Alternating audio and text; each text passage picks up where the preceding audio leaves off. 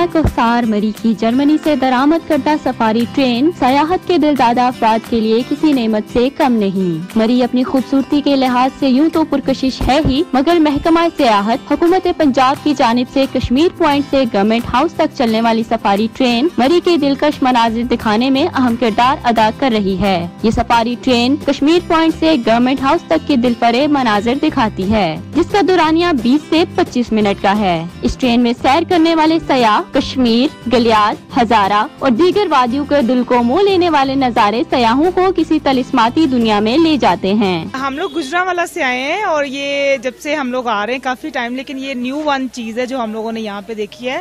تو اس میں یہ جو سافٹ ویل ٹرین ہے، اس میں بہت زیادہ ہم لوگوں نے انجوائے کیا، اسپیشلی بچے بہت زیادہ ایکسائٹیڈ تھے اس میں بیٹھنے کے لیے، اور اس میں جو انہوں نے ملی نغمے لگائے ہوئے تھے اور ساتھ ساتھ جو انفارمیشن دے رہے تھے، it was very good and we enjoyed a lot over here. Lahore سے آئے ہیں اور فرسٹ ٹائم آئے ہیں، ٹھیک ہے، بہت انجوائے کر رہے ہیں، جس وجہ سے بہت مزہ آ رہا ہے۔ ٹرین میں بیٹھے ہیں، فرسٹ ٹائم بیٹھے ہیں، ٹرین بہت اچھی ہے، اس کا سفر بہت اچھا ہے۔ ٹورسٹ کے لیے بڑا خوبصورت اور انجوائمنٹ ہے، اور ٹورسٹ یہاں پہ اس سفاری ٹرین پہ سفر کر کے بہت انجوائے کرتے ہیں اور خوش ہوتے ہیں۔ میرا نام شانزیہ ہے، ہم خوشاب سے مری آئے ہیں اور ہم نے یہاں پہ سفاری ٹرین کی سفر کیا ہے۔